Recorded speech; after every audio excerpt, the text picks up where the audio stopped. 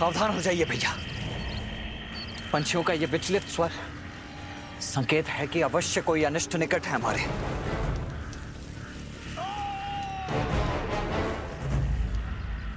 किसी मनुष्य का स्वर है ये, जैसे कि बहुत पीड़ा में हो।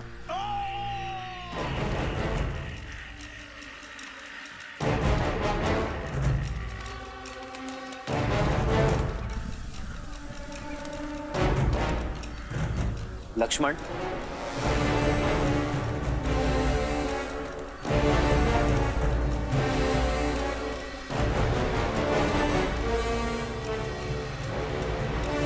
अरे दुस्ताद का दंड है ये ढोंगी। हमारे वन में आकर यज्ञ कर कर इसे आप पवित्र करते हो।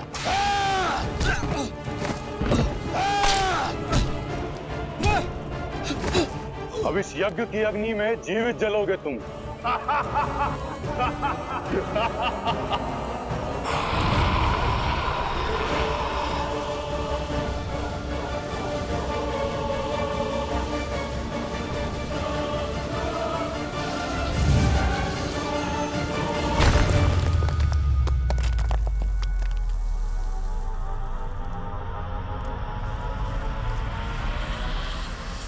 कौन है? सामने आ।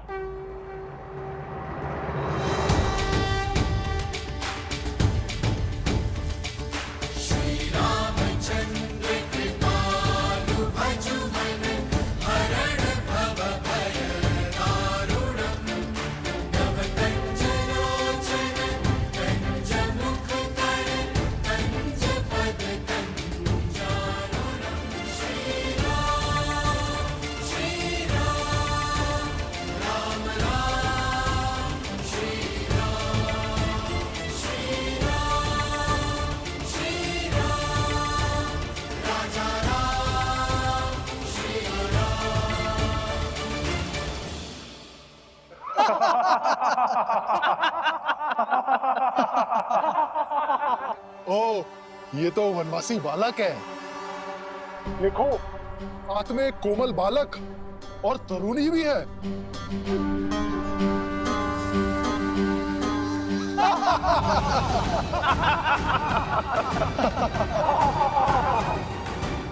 हमारे वन में हमें ललकार कर बहुत बड़ी भूल कर रहे हो नादान बालक। इन्हीं ऋषियों के साथ तुम्हारी भी आहुति देंगे। अभी एक क्षण में ज्ञात हो जाएगा कि कौन किसकी आहुति देता है। लक्ष्मण,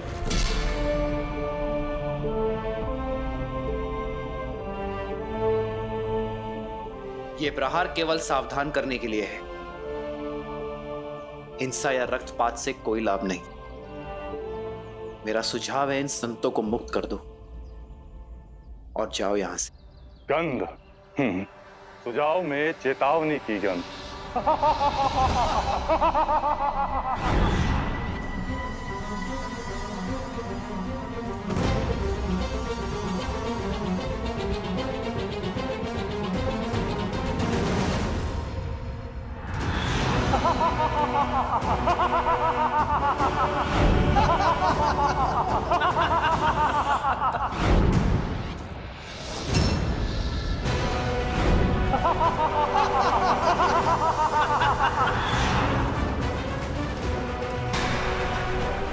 सीते,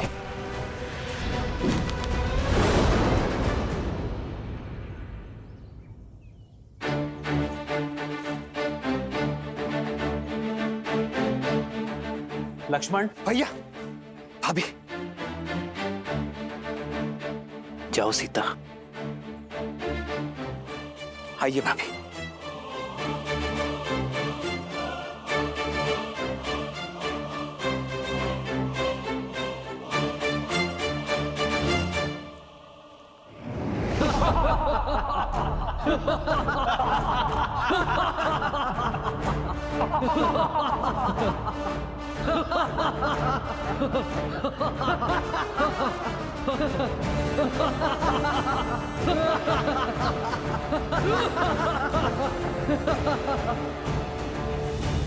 संदेश उचित था मेरा।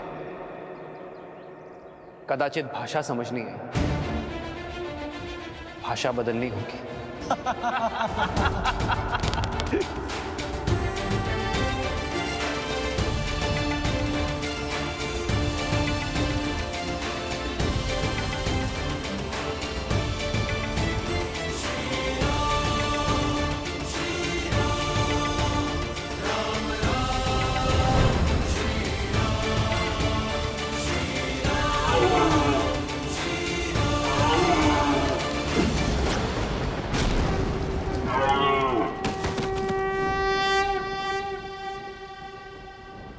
भैया,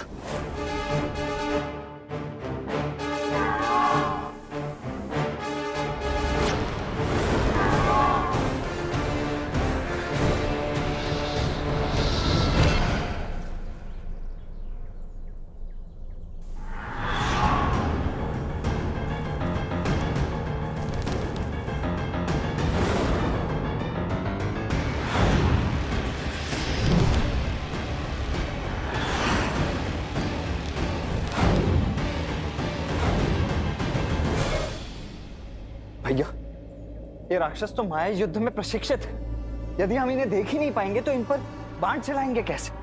इन्हें देखकर बाण चलाना ही हमारी भूल है लक्ष्मण। केवल नेत्रों से नहीं, सभी इंद्रियों की सहायता लेनी होगी हमें। समझ गया भैया, शब्द भेदी बाण।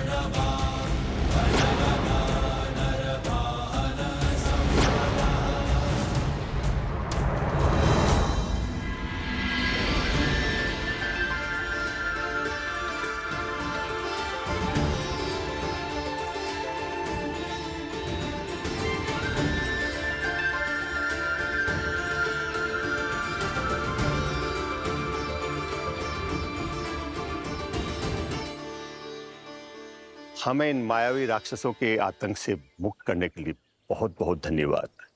क्या हम हमारे तारणहार का परिचय जान सकते हैं?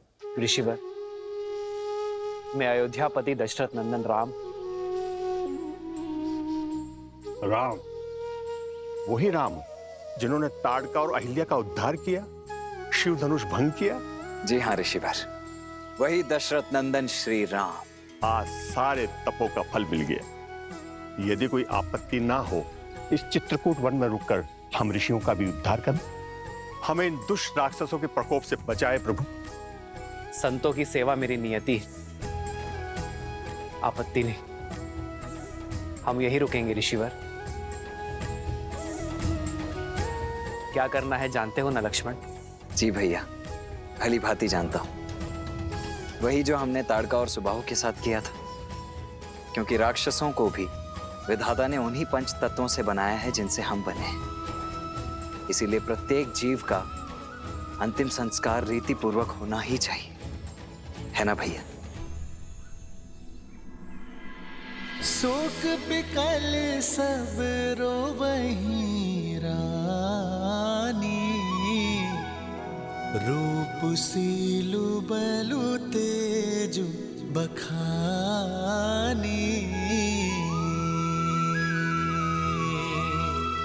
करहि बिलाप अनेक प्रकारा,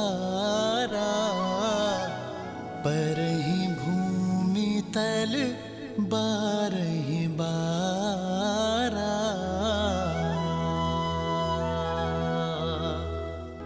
बिलपहि बिकल दासरु दासी, घर घर रुदनु बरहि पुरबासी।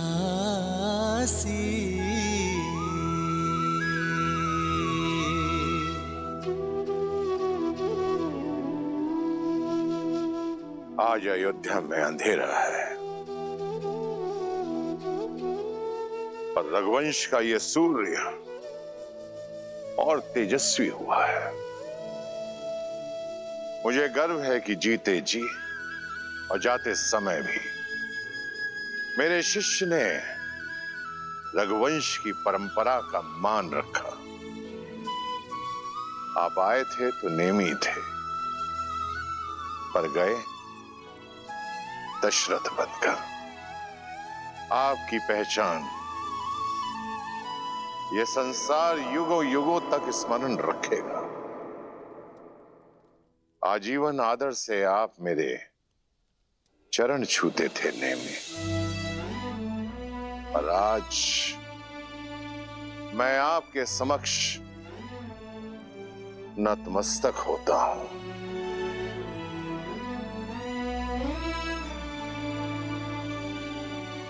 जिन्हें परम धाम जाना था वो तो चले गए आचार्य, पर जो यहां है उन्हें सांसारिक नीतियों का तो पालन करना होगा। मेरा अभिप्राय महाराज की अंत्येष्टि से है। शास्त्रों के अनुसार पिता को अग्नि ज्येष्ठ पुत्र ही देता है। फिर तो इसी क्षण कुमार राम को वनवास से लौटा लाना चाहिए, जो कि असंभव प्रतीत होता है। किंतु क्या पता पिता की मृत्यु का समाचार सुनकर वो लौट आए। उन्हें उनका न्यायोचित स्थान देना ही महाराज को सच्ची श्रद्धांजलि है। वैसे भी नीति अनुसार सिंहासन अधिक दिन तक रिक्त नहीं रहना चाहिए। राज्य संचालन के लिए राजा का होना आवश्यक है।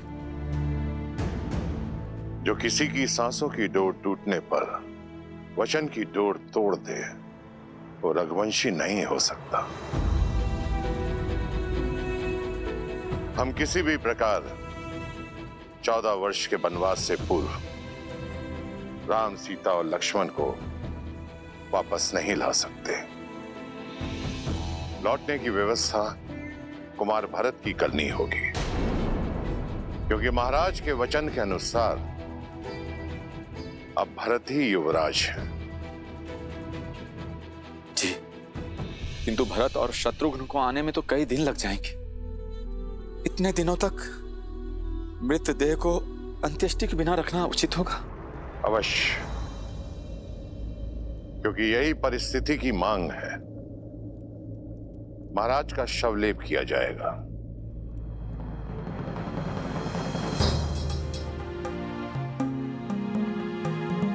सैनिक, अयोध्या के सबसे तीव्र अश्व लेकर कैकई पहुंचो और भरत और शत्रुघ्न को यह संदेशा दो कि मैंने एक विशेष उद्देश्य के लिए उन्हें तुरंत अयोध्या बुलाया है। महाराज अश्वपति और कुंवर युद्ध जीत के लिए अयोध्या से उपहार लेकर जाइएगा। अपनी भावनाओं को संतुलित रखना। महाराज के स्वर्गवास और राम के वनगमन की भनक भी उन्हें नहीं लगनी चाहिए। ये उन्हें यहां तक आने नहीं देगी।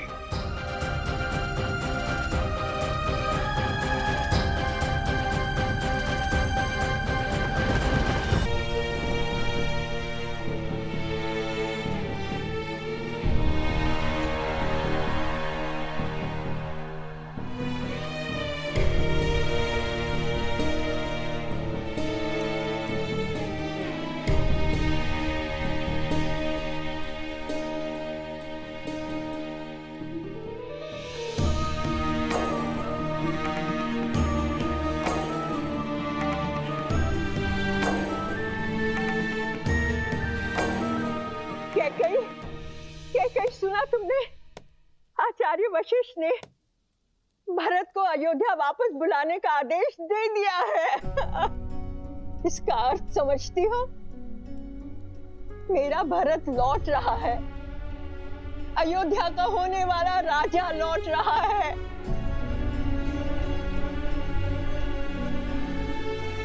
किंतु ये सुनकर चिंता क्यों? चिंता उन प्रश्नों की है जो भरत के साथ आएंगे। कैसे मिलूंगी मैं उससे? क्या कहूंगी मैं उससे? कैसे समझाऊंगी मैं अपने भरत को?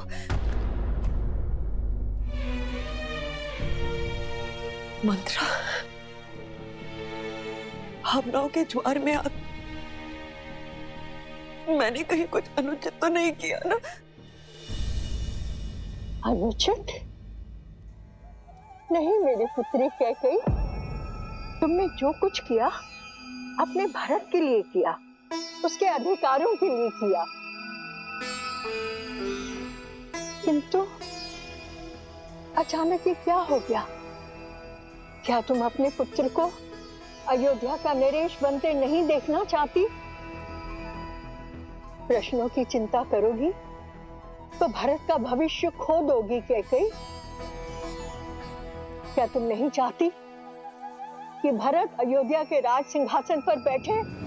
उत्तर दो कैकेयी, चाहती हो कि नहीं? उत्तर दो। चाहती हूँ, मैं भी यही चाहती हूँ। हर माता की तरह मैं भी अपने पुत्र के लिए सर्वश्रेष्ठ चाहती हूँ। तो फिर ये विलाप कैसा, असमंजस कैसा? तुमने बिल्कुल ठीक किया मेरी पुत्री, बिल्कुल ठीक किया। सुना नहीं तुमने महाराज ने अपने अंतिम समय में क्या कहा था कि उनकी मृत्यु किसी श्रवण के पिता के श्राप से हुई है।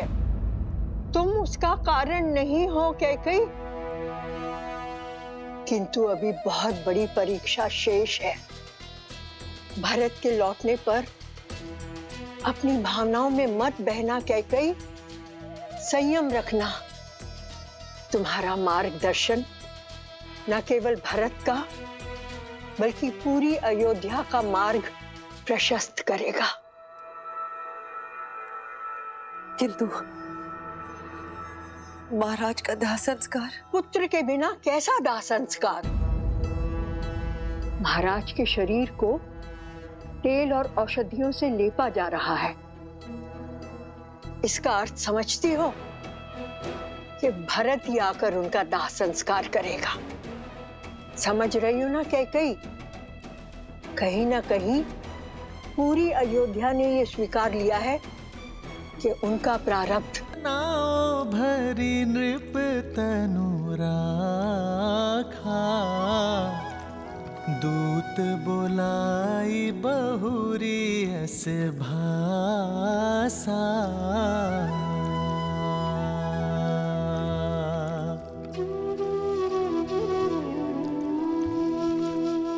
ठीक प्रकार से औषधि युक्त तेल में पूरा शरीर समा जाना चाहिए।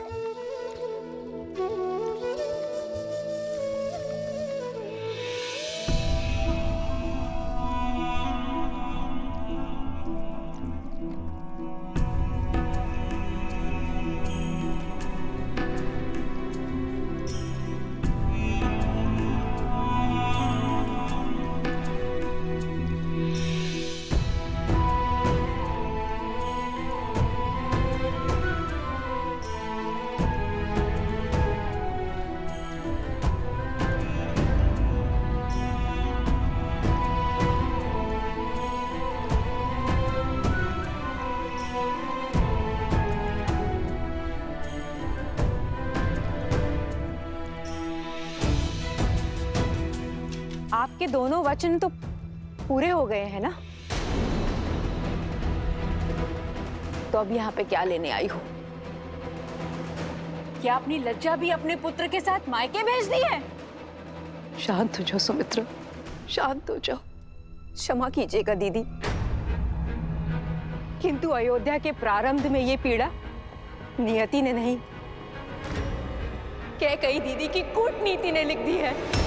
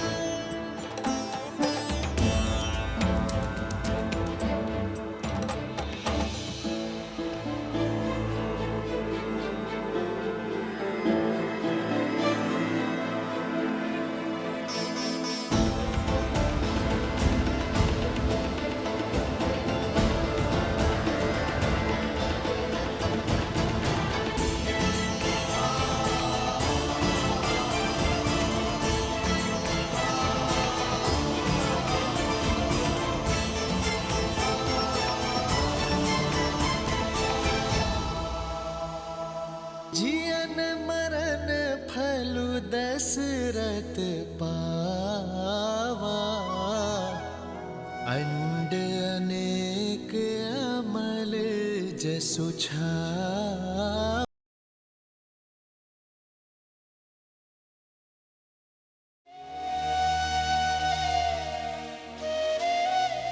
तुम्हारे तो दोनों वचन पूर्ण हो चुके हैं ना, फिर यहाँ पे क्यों आई हैं?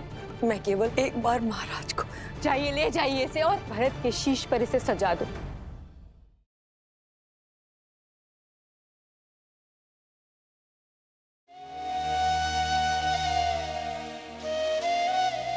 तुम्हारे तो दोनों वचन